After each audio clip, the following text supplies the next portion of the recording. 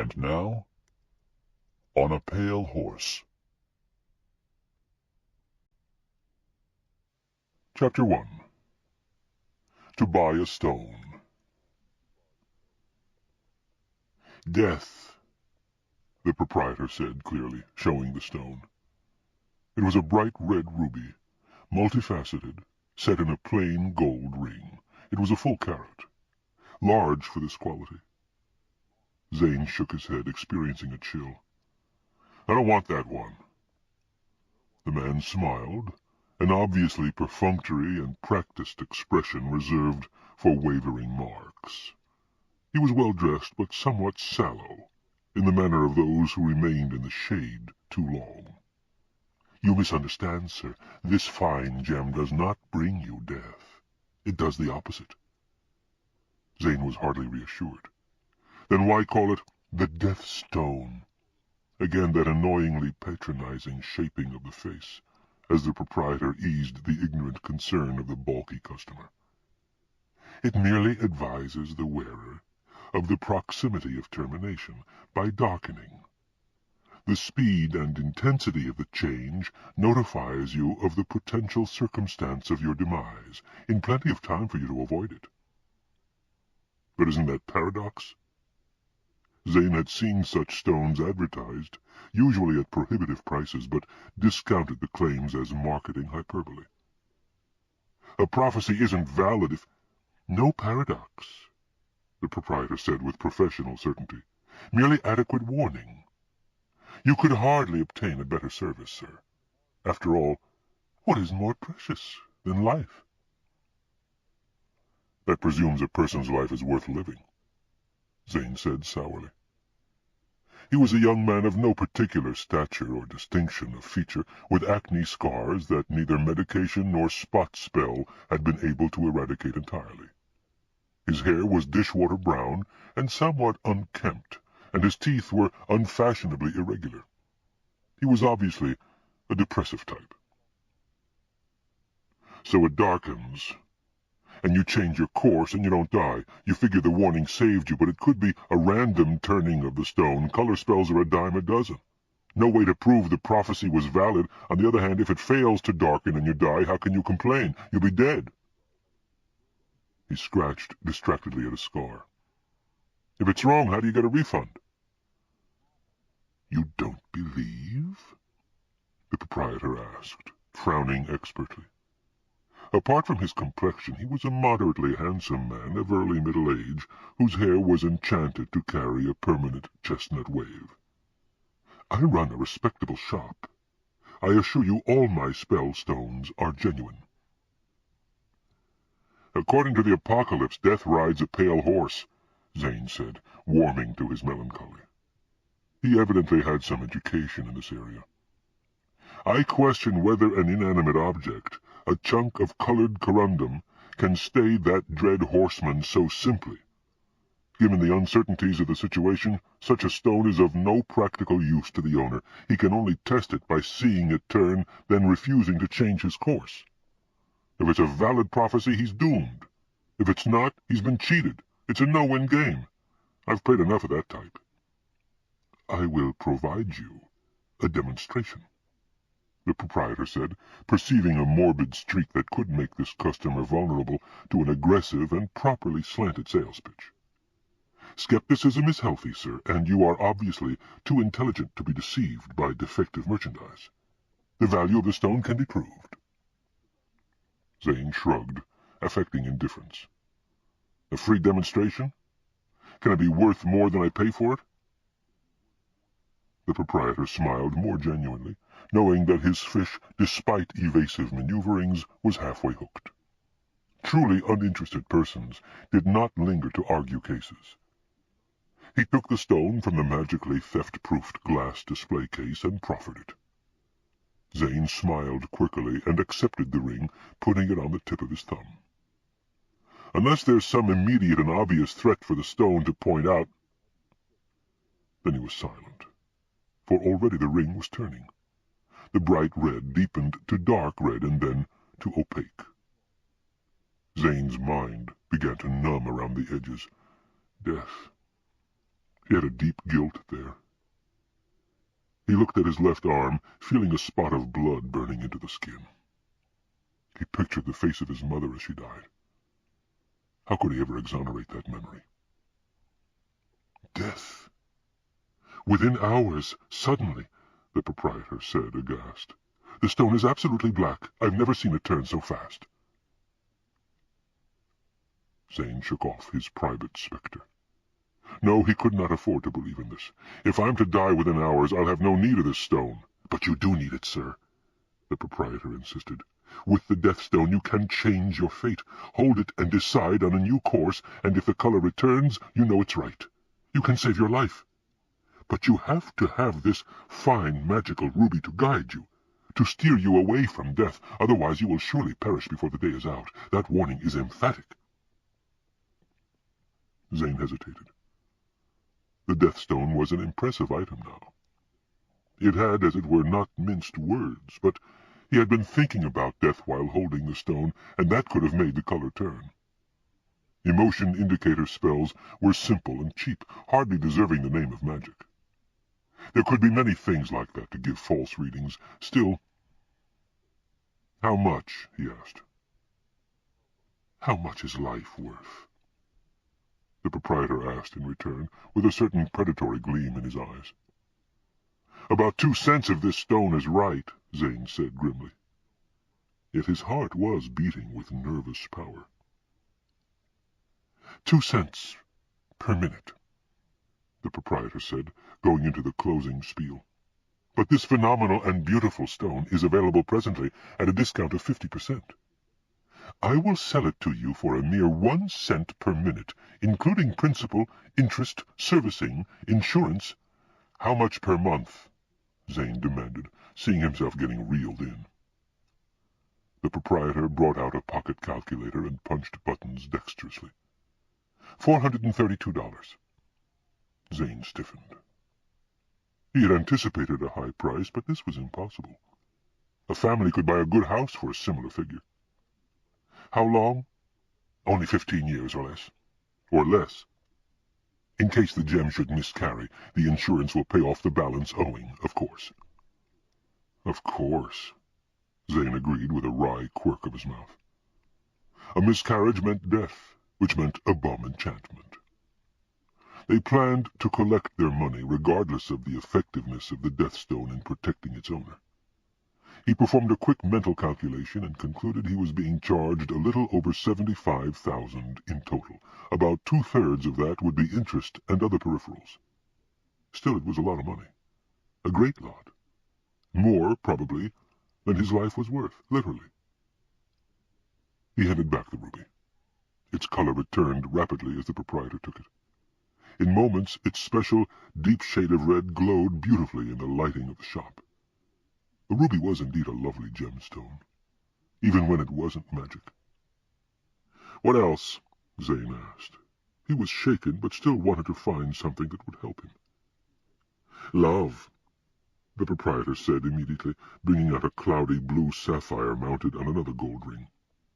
Zane looked at the stone. Love as in romance? A woman? Marriage? Or whatever. The proprietor's smile was not quite as warm as it had been, perhaps because of the misstep on the prior stone. He didn't enjoy seeing fish slip the hook. This gem was probably less expensive, meaning a smaller profit.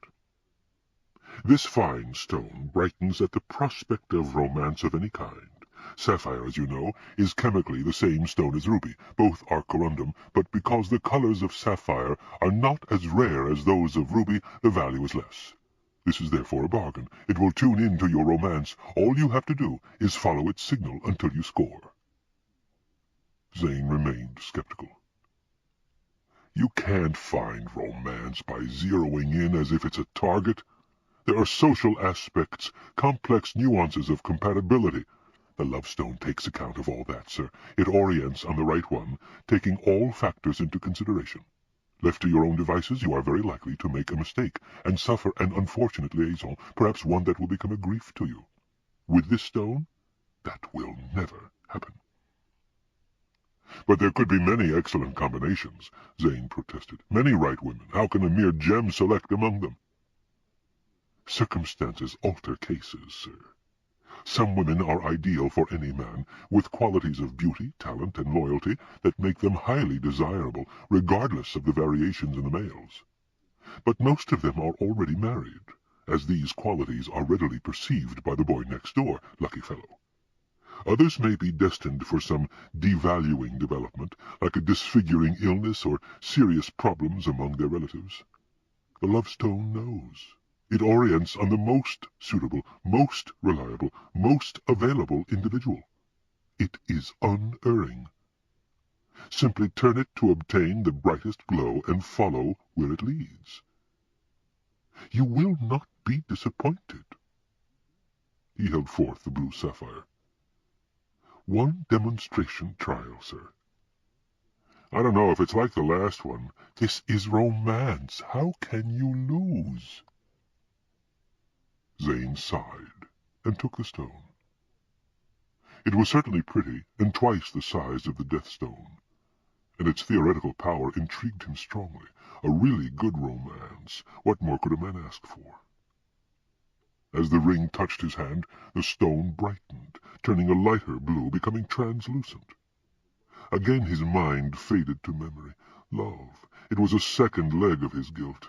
There had been a woman, nice enough, pretty enough, and she had wanted to marry him, but she had lacked the one thing he had to have. He had liked her, perhaps loved her, and she had certainly loved him too much. The perfect romance within the hour! The proprietor exclaimed, seeming genuinely amazed. His voice snapped Zane out of his reverie. You are a remarkably fortunate man, sir. I have never seen the lovestone so bright, so clearly directional. The perfect romance. He had, really, had that before. How could the stone know his particular needs? He returned it to the proprietor. I can't afford it. You can't afford love within the hour? The man affected astonishment. Romance won't pay my rent. The proprietor nodded with sudden understanding. Something unscrupulous passed fleetingly through his expression. So, it is finance you lack. Zane took a deep breath. Yes. I suppose I've been wasting my time here and yours. He turned to go. The proprietor grabbed his arm, in his eagerness forgetting his savoir-faire. Wait, sir, I do have a stone for you. How can I pay for it? Zane demanded sourly. You can pay for it, sir. Zane shrugged him off. You know why the Death Stone turned black for me? Because I'll soon starve to death. I have no money. I don't know why I came in here. It was a completely irrational act. I can't afford the least of your magic gems. I apologize for deceiving you. On the contrary, sir, I have a sales stone set above my door. It glowed when you entered. You will purchase something here. He snatched a stone from the display. This is the one you want. Don't you understand? I'm broke. This is a wealth stone. Zane paused. A what? The proprietor held it out. It brings money. Try it. But Zane's protest was cut off by the thrust of the stone into his hand. This one was not set into a ring. It was an enormous star sapphire, well over 100 carats, but of very poor quality. The color varied from cloudy gray to muddy brown, and there were concentric rings crossing the material and several black inclusions or imperfections. But the star was impressive. Its 6 rays reached right around the polished hemisphere, and their intersection floated just above the surface. Zane blinked, but the effect remained. The star was not in, but above the stone. There was magic here, certainly. Not pretty, I admit, but my stones aren't marketed primarily for their appearance, the proprietor said. They are valued for their magic. This is as potent a spell stone as the others, but of a different nature. This is the one you want. It is virtually priceless. I keep trying to tell you I can't. Priceless, I said. You cannot purchase this jewel for money. Not if it generates wealth, Zane agreed, intrigued. That's right, sir. It produces wealth, all you'll ever need, potentially thousands of dollars at a time. But this is paradox again. How can you afford to sell such a stone? You should keep it for yourself. The proprietor frowned. I confess the temptation. But there would be a prohibitive penalty. If I were to use any of these fine spell stones myself, none of the other stones would work for me, not reliably. Their enchantments tend to cancel one another out. So I use very little of the magic, apart from the sales stone, which actually facilitates business. I earn my living on commissions, using no other magic gems myself. Zane considered. The man could be concealing the fact that his stones were enchanted by black magic, helping to damn the person who used them. Drug dealers often did not use the drugs themselves, lest they be destroyed by their own product, and black magic was more insidious than drugs. Still, it was an answer. There were sellers and there were users. Then what price? Note the clarity of the star, the proprietor said. When you invoke the magic, the star floats right off the stone and does not return until the spell is complete. That way you know exactly when it is operating. This person was being evasive. Assuming that it works, Zane said. A demonstration, the proprietor said, sensing a sale that would hold. Gaze on the well stone and concentrate on money. That is all it takes to invoke it. Zane held the stone and looked and concentrated. In a moment, the star floated right off the stone, its rays dangling like legs, and cruised slowly through the air. It was working. Then Zane's awareness faded to a dismal memory, the gaming table. Compulsive gambling, the losses mounting.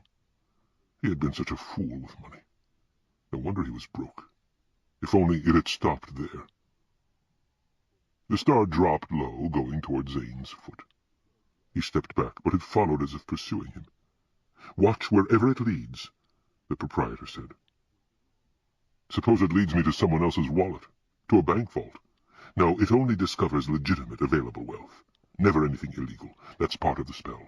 There are laws about enchantment, after all. The Federal Bureau of Enchantment investigates complaints about abuse. Complaints about the practice of black magic? Zane asked, alertly. The proprietor affected shock. Sir, I would not handle black magic. All my spells are genuine white magic. Black magic knows no law except its own, Zane muttered. White magic, the proprietor insisted. My wares are certified genuine white. But such certificates, Zane knew, were only as good as the person who made them. White magic was always honest, for it stemmed from God, but black magic often masqueraded as white. Naturally, Satan, the father of lies, sought to deceive people about his wares. It was hard for an amateur to distinguish reliably between magics. Of course, he could have this stone separately appraised, and the appraisal would include a determination of its magical status, but that would be expensive, and he would have to buy it first. If the verdict turned out negative, he would still be stuck. The star hovered at Zane's shoe. Lift your foot, sir, the proprietor suggested. Zane raised his foot, and the star slipped under like a scurrying insect. Surprised, Zane angled his foot so he could see the worn sole. There was a penny stuck to it. The star had settled on this, clasping it. Zane pried the penny off. Immediately the star returned to the big sapphire. The spell had worked. The star had led him to money no one had known about. Not a lot of it, but of course there would not be much loose change in a shop like this. It was the principle that counted, not the particular amount. The horizons opened out before him, a wealth stone. What would that do for his situation? Money coming in, abating his debts, making him comfortable, and maybe more than comfortable? It could save him from starvation and bring romance, for that was easy for a rich man to come by. To be free at last of the burden of poverty. How much? He asked, afraid of the answer. I know the price isn't money. The proprietor smiled, at last assured of his sale. No, not money, of course. Something of equivalent value. Zane had a suspicion he wouldn't like this, but he did want the wealth stone. The prospects were dazzling. He hardly cared that it might be an illicit black magic item. Who else would know? What equivalent value? Romance. What? The man licked his lips, showing an unprofessional nervousness. The lovestone showed you have romance commencing within the hour. But I'm not buying the lovestone. I won't be zeroing in on that romance, but someone else could. Zane looked at him tolerantly, recognizing the man's lust for an ideal woman. You own the stone. You could do it. You don't need anything from me. I do need you, the proprietor explained, speaking rapidly. I told you I don't use the stones myself. It would ruin my business if I did. But even if I did, in my own near future there is no romance. I am well established in my profession, and I have a long life ahead. But my social life is strictly indifferent. I would give a great deal to have a meaningful relationship with a good woman. One who is not a gold digger or desperate, one I could trust. A woman such as the one you are fated to encounter. Were fated, had you purchased the lovestone and used it properly. You claim you haven't used the gems yourself? Zane asked, skeptically. You seem to know a lot about your own future. There are other avenues of information besides my gems, the proprietor said, a trifle stiffly. I have had horoscopes and divinations and readings of many types. All show I am destined for success in business, not in love.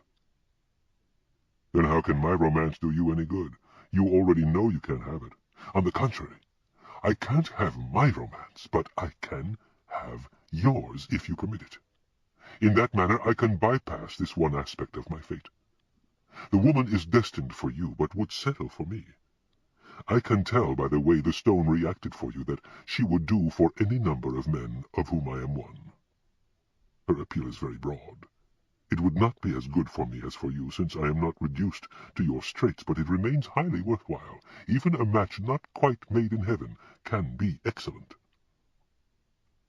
It's your stone, Zane said stubbornly. You can zero in on her yourself.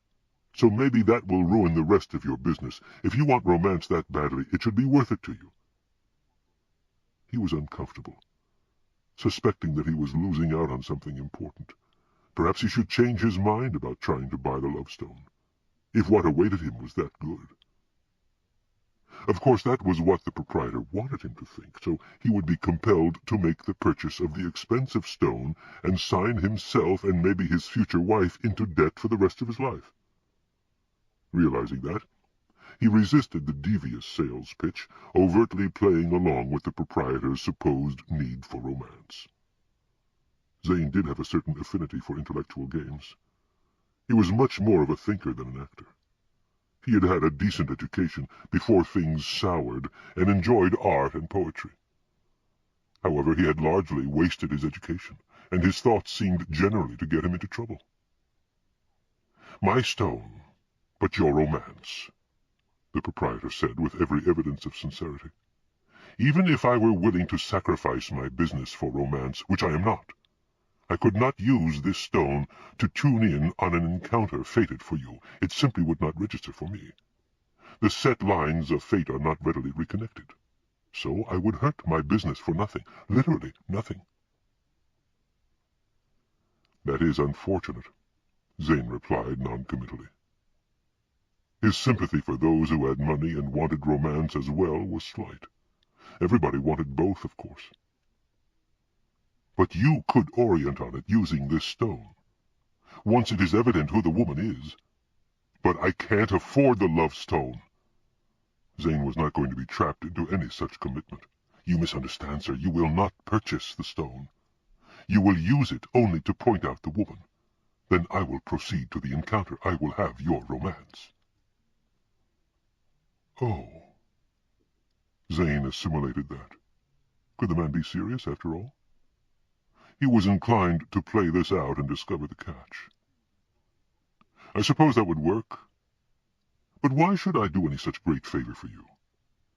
For the wealth stone, the proprietor said, gently taking it from Zane's hand. Now, at last, Zane understood. He had been sidetracking himself, misunderstanding the thrust of the sales pitch. "You will sell me this money gem for an experience. I want wealth, you want romance. I can see that it would be a fair exchange." He paused, as a piece of the puzzle failed to mesh. "But will the lovestone work that well for me if I don't actually own it?" "It works for the holder. It knows nothing of ownership. That is a convention among people. In any event, none of this can have legal binding. But I assure you I will give you a bill of sale for the wealthstone if you turn over the potential experience. This is not something money can bring. It is an opportunity that may occur for me only once in this life." The man scribbled out a sales slip. It seemed like a bargain to Zane, if everything were as represented.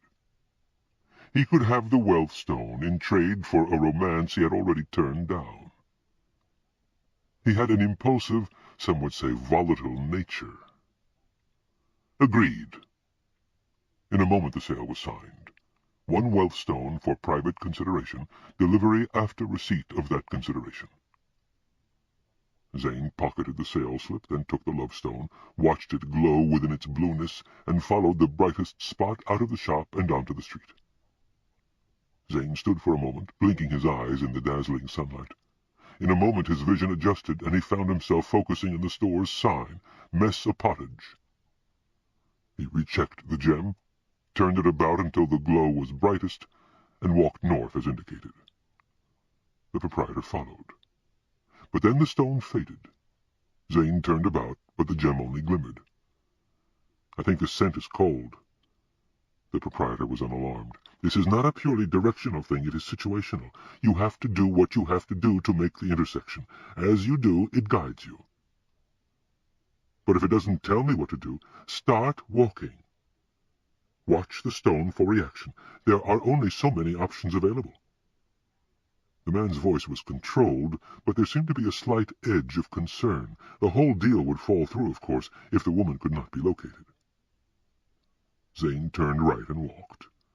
He passed a penny arcade, where teenagers cranked old-fashioned movie machines as they peered in the scopes, chuckling evilly. Zane judged from their reactions that it was no dimwit dick comic they were viewing. The arcade's name was Tutu Twain, theoretically a pretension to literacy, but actually a code name for earthy humor. There was a drawing of a little train puffing along, sending up cute balls of smoke, and Zane realized there was another pun in the title when pronounced aloud. "Try another direction," the proprietor said. "The stone is not responding." Yes, he was nervous now. Zane reversed again, retracing his steps. He passed the Mess a Pottage shop and the one beyond, a paperback bookstore. "It's still not glowing," he reported. "Let me consider," the proprietor said, pausing in front of a display of scientific magic texts. "Where were you going?" "Nowhere but up and down this street," Zane said wryly. "Trying to get a glimmer from this inert stone of yours." "That's the problem. You need to be going somewhere. Your romance is not in this street. She is wherever you intended to go when you first held the lovestone." "I was going home," Zane said, bemused. "I doubt romance awaits me there. I live alone in a slum." "Then go home." "With your precious stone?" "Certainly, on loan. I'll be with you. We shall exchange the wealthstone for the lovestone when the contact is made." Zane shrugged. "As you wish." He now doubted that anything would come of this. But his curiosity remained engaged, and of course he did want the wealthstone. He reversed direction again and walked down the street toward the agency where he had left his rented carpet after flying up to this shopping mall, which was magically suspended high above Kilvaro. The stone glowed. So it was true. He was headed for romance. The proprietor lingered for a moment by the bookstore window, where he pretended to be interested in the current issue of the satanistic journal Brimstone Quarterly, then followed. They passed the arcade again, where the kids were now playing sexy space fiction records. Zane had once had an offer to do photography for the dust jacket illustration of such items, but had turned it down, though he needed the money. He simply hadn't wanted to prostitute what little genuine talent he had. Now they moved by a sweet-smelling bakery shop. Sudden hunger caught Zane, for he hadn't eaten in some time. Being broke had that effect. He glanced in the window of the melon pasties shop, noting its mascot of a voluptuous woman made of candy, with sugared melons in the appropriate place, covered by decorative pastry pasties. Displayed inside were donuts, cakes, eclairs, breads, cookies, pies, cream horns, Danish pastries, and pastry art, confections in the shapes and colors of leaves, flowers, human figures, cars, and ships. All of it looked and smelled more than good enough to eat. "Keep moving," the proprietor murmured, coming up behind him. Zane tore himself away from the window and its stomach-luring odors. Once he had the wealth stone, he would return here and buy out the place, and gorge himself sick as a dog. Now a bank of fog rolled in. The mall was camouflaged as a cumulus cloud anchored high above the city of Kilvaro. The fog generators were aimed outward, but playful breezes wafted some mist inward. It had a pleasant flower scent. They reached the carpet agency, flying its carpet-shaped banner with the motto, "You are there now." Zane showed his round-trip ticket to the board agent, and the man hauled down his carpet from a storage cubby. It was worn and faded, and dust squeezed out of its pores, but it was all he could afford. The Mess of Pottage proprietor rented another carpet, a much larger, newer, brighter one with comfortable anchored cushions. They carried the rolls to the exit bay, spread out the carpets, sat down on them cross-legged, fastened their seat-belts, and gave the go signals. The carpets took off. The proprietors moved smoothly, cushioned by air, but Zane's jerked a bit before getting into the hang of its propulsive spell. He hated that. Suppose it pooped out in mid-air. He controlled its flight by minute shifts of his body. A tilt to right or left sent the carpet flying that way, while a lean forward or back sent it diving or ascending. Verbal commands caused it to change velocity, but he settled for the standard gear, afraid the spell would not be reliable if he pushed it. Anyway, there was other traffic, and it was easiest to keep the going pace. Zane had always enjoyed carpeting, but couldn't afford to maintain his own carpet or even to rent one often. It cost a lot to maintain a good carpet, and the expense per mile kept rising. Inflation affected everyone uncomfortably, as it was intended to. It was, of course, a work of Satan, who campaigned perpetually and often halfway successfully to make hell seem better than earth. Sure enough, the thought brought the reality. A satanic road sign series, each sign staked to a small stationary cloud. See this outfit? Don't you scoff. You know where she takes it off. What followed was a life-size billboard painting of a truly statuesque young woman in the process of disrobing. In the corner were the two little red devil trademark figures D and D, male and female, complete with cute miniature pitchforks. The male was peeking up under the model's skirt and remarking in small print, "You can't touch that in heaven." Then came the final sign, the signature, Hellfire, written in lifelike flames. Zane shook his head. Satan had the most proficient publicity department extant, but only a fool would believe the advertising. Anyone who went to hell would feel the flames for real, and the devils and pitchforks would not be cute. Yet the media campaign was so pervasive, intense, and clever, and appealed so aptly to man's baser instincts, that it was hard to keep the true nature of hell in mind. Zane himself would have liked to see the remainder of the disrobing, and knew it would never occur in pristine heaven, where all thoughts were pure. Hell did have something going for it. The carpets cleared the environs of the Cloud Mall, following the buoyed channel that spiraled down toward Kilvaro. A number of other carpets were traveling the channel as the day was getting late. Several helicopters were flying in their own channel to the side, and farther away a lucky person was riding a winged horse. Well, when he had control of the Wellstone, Zane might see about purchasing his own horse. He had ridden horses many times, but only the mundane kind that ran on land. He understood that the principle of riding was similar for the winged variety, except that there were additional commands to direct them in flight. But while a good land-bound horse could be had for under $1,000, and a sea-horse for perhaps $5,000, air horses began at $10,000 and required special maintenance, since no ordinary paddock could hold them. In fact, The carpet ahead of them faltered. At the same time, the lovestone flashed brilliantly. Zane had to brake suddenly to prevent his carpet from rear-ending the one ahead. "Hey, what the—" he grunted. He saw that a young woman was riding the other carpet, and he did not think much of female riders. They tended to change their minds without adequate warning, as in this case, and that was dangerous in mid-air. The woman's carpet wrinkled, sagging under her weight. It began to drop. She screamed in terror. Suddenly Zane realized what was the matter. The spell had failed. It shouldn't have, as this was a truly elegant, expensive carpet, but quality control had been deteriorating everywhere recently. His eye was momentarily distracted by the blue light before him. The lovestone was shining like a miniature star. "Mine!"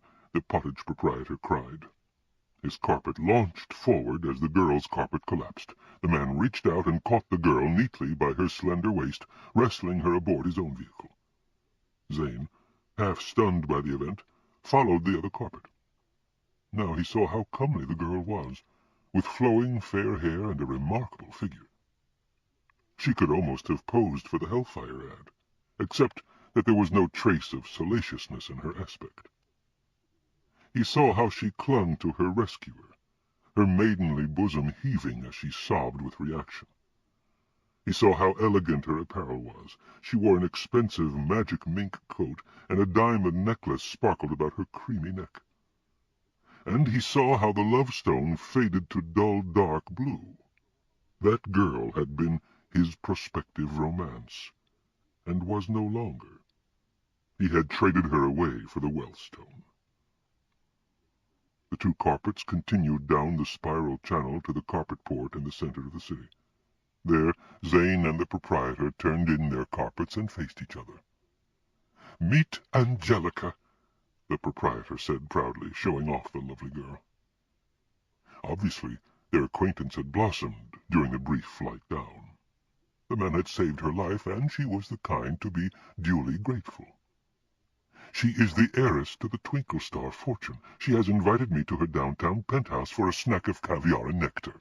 So we'd better exchange stones now and call it even." He held out the Wellstone. There was nothing Zane could do except trade stones. The deal had been honored. The lovestone glowed brightly again as the other man took it. He had found his romance, outwitting fate. The Wellstone, in contrast, was huge and dull and ugly, with the star hardly showing. Zane could not repress the feeling that he had made a colossal error. He should have mortgaged his whole life to buy the lovestone, for evidently this heiress girl, Angelica, had the resources and willingness to pay off such a debt offhandedly, and was a very fine creature in her own right. Love and wealth. He could have had it all. The girl was drawing with loving possessiveness on the proprietor's arm, and she was all soft and eager in her new emotion. "Must go," the mess of pottage man said, delivering to Zane a kind of salute. Then they were gone, walking toward the chauffeured limousine that awaited them.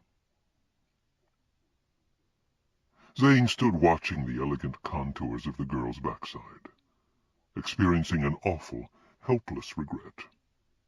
What kind of fool had he been, to throw away romance untried? Somehow he knew he would never again have an opportunity like this. Such things occurred only once in a lifetime, if that often, and he had thrown his chance away. A kind of grief suffused him, like that for a cruelly dead lover. Well, it was hardly the first time he had blundered disastrously. His soul was weighted with evil he should have avoided.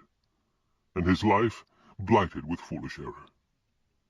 At least he possessed the wealth stone, and with proper management he would soon be a rich man, able to attract and hold whatever type of woman he craved, or to buy a compliant female android, or a luscious magical nymph.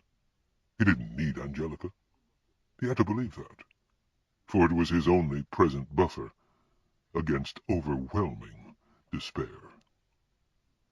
Zane knew himself to be a headstrong young idiot, with delusions of artistry and literacy, whose good impulses were too often mismanaged into liabilities.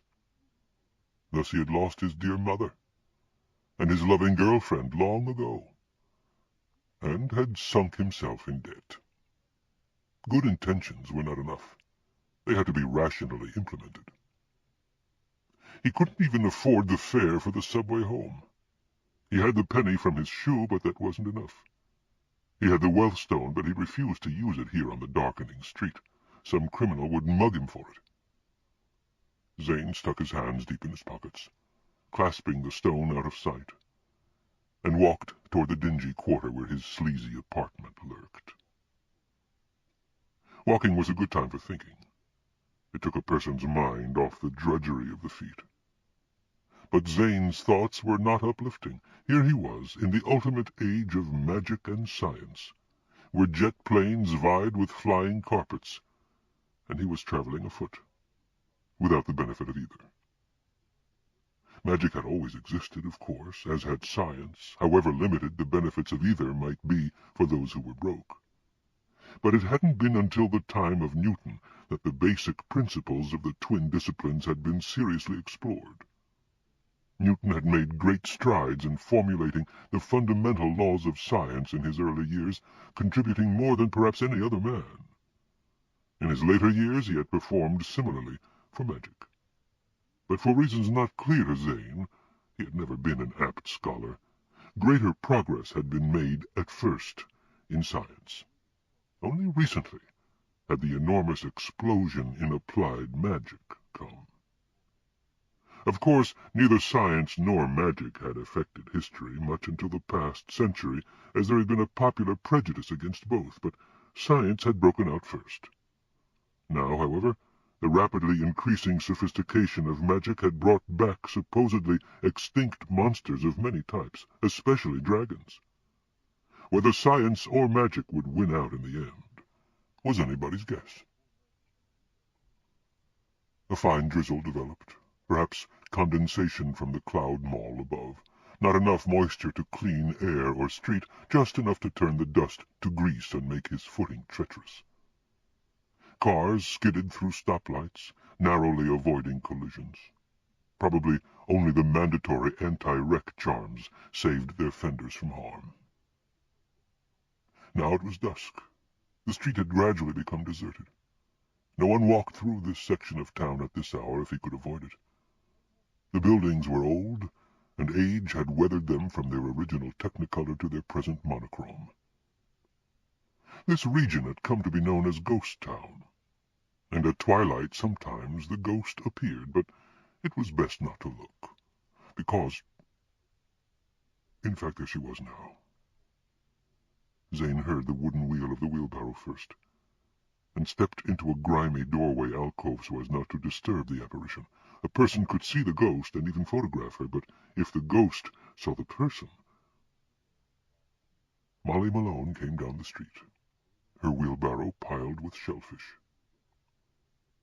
She was a sweet-faced young woman, pretty despite her ragged garments and heavy clogs.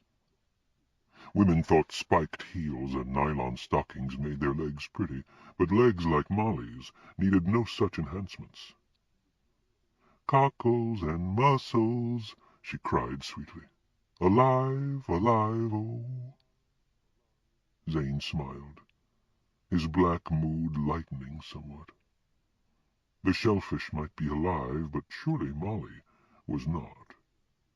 Her ghost had been conjured from Ireland a century ago to honor Kilvaro, though this city had no seacoast.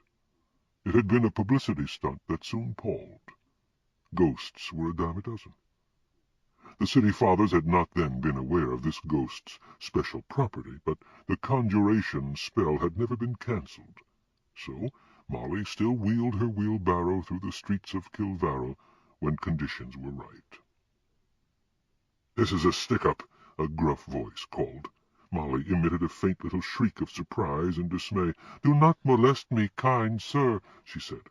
"No, I just want your wheelbarrow," the hold-up man said. "It'll fetch a few dollars on the antique market, enough to buy me a 2-day happiness spell." He used one boot to shove the wheelbarrow over so that its shellfish fell into the grimy gutter. "But, sir," she protested, "those cockles and mussels are my sole sustenance, and without my wheelbarrow to carry them I will surely perish." Molly's quaint Irish accent had faded during the past century as she picked up the contemporary idiom. But for her costume, one would hardly know her from a local lass.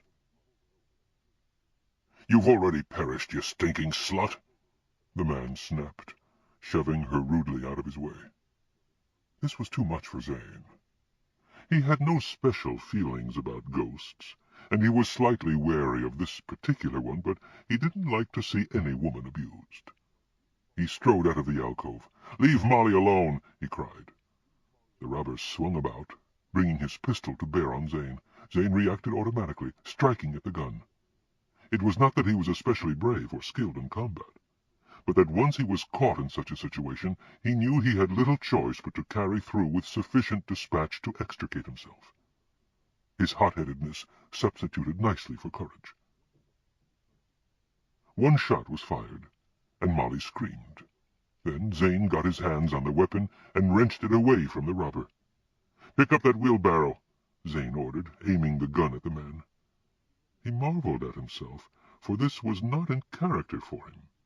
He should now be feeling weak with reaction. Yet the outrage he felt at the man's attempted robbery of the city's mascot drove him on. "Load the shellfish back on it." "What the hell?" the man said, but when he looked into Zane's crazy wild face, he decided to get on with the job. Clumsily he packed the damp, sloppy creatures in their places. "Now get out of here," Zane said. The man started to protest.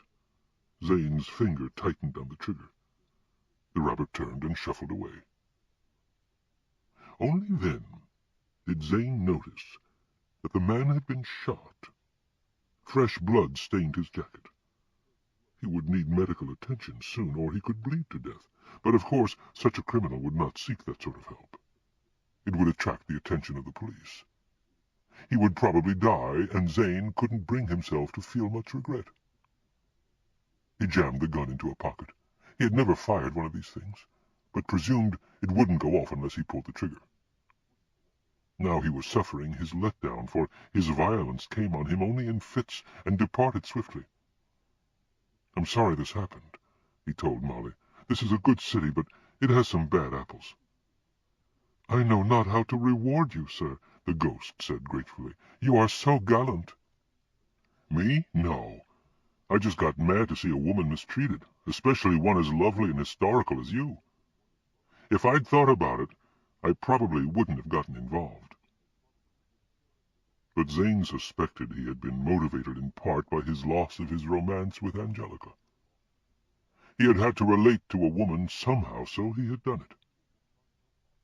"Perhaps if you should find my body appealing," Molly said. She opened her motley jacket and took a deep breath. "I am a ghost, 'tis true, but I am reasonably solid when I go abroad at dusk." Zane was amazed. She certainly had an appealing body. She had been young and full when she died, so had remained that way since. But the bitter and fresh memory of his never-acquired love balked him, and the suspicion that whatever had been decent in his action of dealing with the robber would be nullified if he accepted any such reward. "Thank you, Molly, and I do find you appealing, but I would not care to impose on you in that way. Surely you have a home and husband to return to in your realm?" "No husband yet," she said sadly. "There are few good men in the Neverland of—" Then a car turned the corner. The bright headlights speared the length of the street, and the ghost vanished.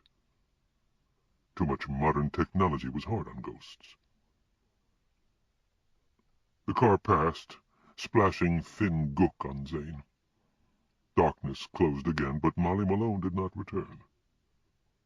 Ghosts were erratic, and the shock of the sudden light had probably disinclined her to risk this region again this night.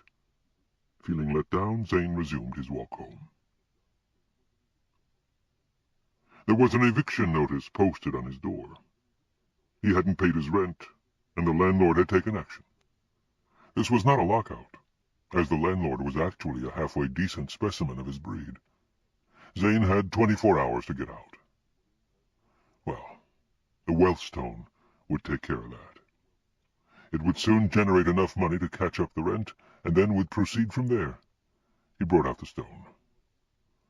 The star didn't show up well in the artificial light, but he could make it out. Find, he directed the stone, focusing his mind on overflowing coffers of golden coins.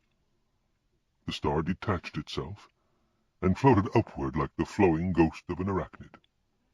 It traveled to the dilapidated dresser against the wall and squeezed in behind it. Zane took hold of the heavy piece of furniture and hauled it protestingly out from the wall. The star dropped down to the floor. Zane stretched one arm into the crevice between dresser and wall, reaching to the star, and his questing forefinger found a cold coin. He scooted it across the floor toward him awkwardly. It was a worn nickel. Good enough. The magic stone was performing as specified. The nickel happened to be closest, so was spotted first. The star returned to the Wealthstone. Find, Zane ordered it, envisioning a bank vault bursting with silver. The star lifted more slowly than before, as if tired from its prior effort. It floated in leisurely fashion across the room, then descended to a crack in the floor. There, embedded edgewise, was a dime. Zane used a kitchen knife to pry it out. The thing was caked with grime. It must have been there for years. The star hovered until he actually got the coin in his hand, then snapped back to its home stone. That meant he couldn't afford to give up on the job. He could not invoke the Wellstone again until he cleared its last entry. That would be an inconvenience if there happened to be a fabulous forgotten buried cache a few feet beyond a dozen minor coins, but he could live with it. He tried again. Find something better this time, like a gold doubloon or a fantastically rare and valuable coin. Enough of this nickel and dime stuff. The star pulled itself slowly from the stone and drifted toward the door to the apartment. There was no doubt about it, the star lost energy with each use. Probably it needed a set time to recharge its magic, like several hours or a day. That too was inconvenient, but of course all he needed was to find one real treasure. That would be worth a week of slow questing. Then the gem could have as long a rest as it needed. The star drifted up against the door and hesitated. Zane opened the door and let it out. At least the six-legged light bug didn't zoom away, out of sight. That could have made it useless, for it would be as lost as the coin it identified. But the spell did seem to be underpowered. He'd now been at it 20 minutes and had only 15 cents to show for it, plus the penny he had found at the shop. That would hardly make a dent in his overdue rent. The star sank to the floor of the hall. There, embedded in the packed dirt, was a battered and weathered penny. Zane pried it up, and the star wended its way tiredly to the stone Zane carried. Some fortune. Zane returned to his apartment and considered. The Wealthstone performed, but so far at strictly penny-ante level. At the present rate he could labor all night for a mere $1 or $2 in change, and the star was obviously too tired to go the night. The Wealthstone worked, but now he perceived certain inherent limits. It always went to the nearest unattached money, of whatever denomination, and the vast majority of lost money was of the picayune category.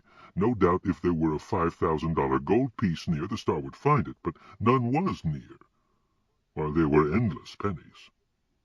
People simply didn't let a heavy gold piece fall into a crack and be lost, though they did let pennies go. So while it was true that the wealth stone could find thousands of dollars, this was like the gold in seawater. It cost more in time and effort to recover that 1 part per million than it was worth. Zane's eye traveled around the room. It was cluttered with his photographic equipment. He had artistic aspirations and the nefarious artistic temperament, but lacked the talent to make it as a painter or sculptor, so had gone into photography instead. He could appreciate art when he saw it, and the camera enabled him to capture the incidental art of the environment. The trouble was, there was not much in the city of Kilvara that was worthwhile that hadn't already been photographed. Even the ghost, Molly Malone, had been pictured many times. It was not true that a ghost could not be photographed, and she loved to pose if she happened to perceive the camera. She could even be heard on occasion singing her traditional song, especially the line, "Where the girls are so pretty." But she was not as popular a subject as she might have been owing to her special property. Zane had discovered a photographic variant, however, that had enabled him to eke out a living for a while. This was the Curlian technique, magically augmented. But certain problems in the market had turned him off this, and recently his luck had expired. Without expensive new equipment, he was out of business. That was part of what had sent him aloft to the Cloud Mall, using his last dollar to rent the flying carpet. One had to visit these floaters when they anchored near, because they were liable to drift away without notice if the local police got too snoopy. Now he was hungry, without food in the apartment, and required to move out within a day. He had nowhere to go. He had to have money, and he greatly feared he couldn't get enough. He tried the wealth stone again. "Go," he urged it. "Find me wealth beyond my fondest dreams." The star heaved itself up, faltered, and collapsed back onto the stone. It was too pooped to perform. And what would it find if it did get moving? Probably more pennies.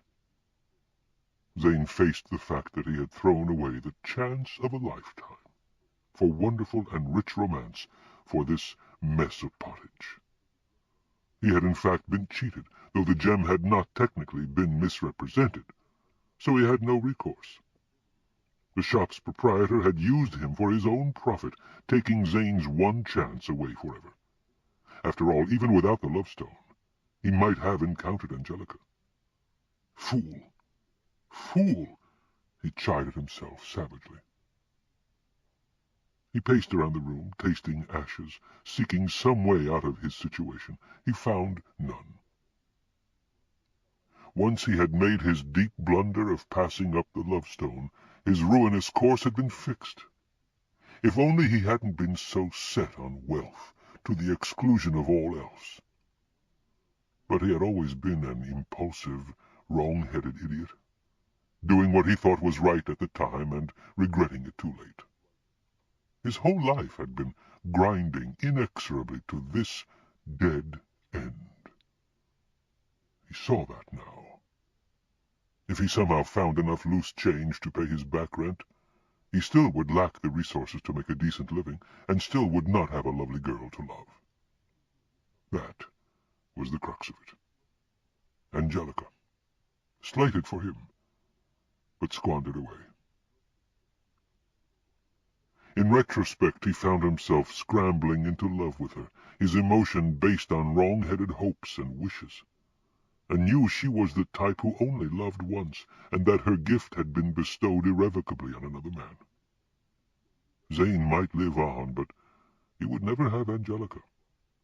Not even if the conniving shop proprietor were to drop dead this moment. So, what point was there in going on? He looked at the defunct stone again. Now it seemed drab indeed. Its colors muddy, its imperfections gross. It was, he realized abruptly, as ugly as his conscience. It was virtually worthless, and so was he. Zane slapped his open hand against his thigh as if trying to punish himself. and felt the pistol in his pocket, the one he had taken from the robber. He drew it out. He wasn't conversant with firearms, but this one seemed simple enough. It had a clip of several bullets in the handle, and one of them had been fired from the chamber. An automatic mechanism had set a new bullet in the chamber. He had no doubt that a pull on the trigger would make the weapon fire again. He could put the muzzle to his head and... Now he remembered the first gem he had considered, the Death Stone. It had signaled his demise in a few hours. Those hours had passed.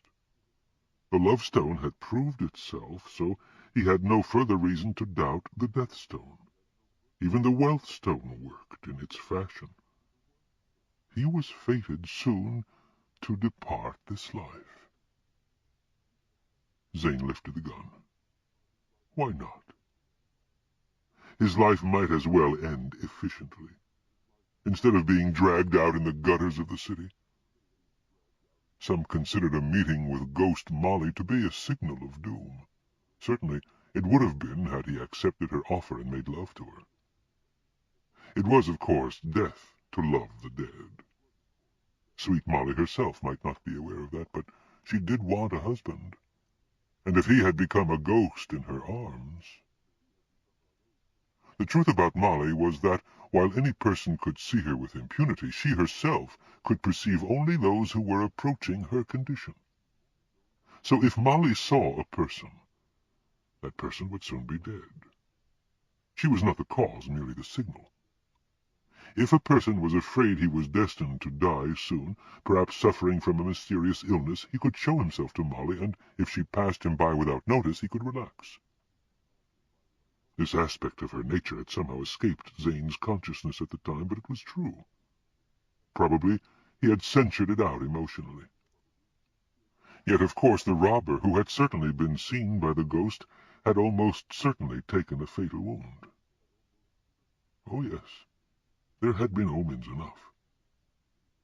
Why not accept his fate with greater grace than he had accepted his life, and do it now, before his natural cowardice overcame him? Make it quick and clean. Well, quick, anyway. Overwhelmed by the rightness of it, Zane pointed the gun at his head. He oriented the muzzle on the cavity of his right ear, somehow diffident about spoiling his head by puncturing it in a messy place. Now was indeed the time. As his finger tensed, somewhat reluctant to move rapidly, Zane saw the door to his apartment open. He froze in place, uncertain whether to pull the trigger now, before being interrupted, or to hope for some amazing reprieve. Could Angelica have changed her mind and sought him out? Foolish notion. Or was it merely his landlord? It was neither. The figure that appeared was garbed in non-reflective black, with a hood shrouding its head. It closed the door behind it silently, then turned to face Zane full on. A bald, bony skull looked eyelessly at him. This was Death, come to collect him. Zane tried to cry out in pointless protest, but his throat locked. He tried to loosen his trigger finger, but it was already obeying the squeeze message and would accept no countermand. Time seemed to slow, and Zane could do nothing to abort the suicide he had set up. Yet the shock of seeing the visage of Death himself had abruptly banished any desire Zane had to kill himself. His finger muscles would not obey him, but his larger arm muscles did. Zane wrenched the pistol around. The muzzle came to bear on Death's head as the trigger tripped. The gun seemed to explode, kicking back against his hand. The bullet smashed into the center of Death's face. A hole opened. Blood flowed. Death fell heavily to the floor. Zane stood aghast. He had killed Death. Chapter 2. House Calls. The door opened again. This time a woman of middle age entered. Zane had never seen her before. She glanced approvingly at the fallen figure.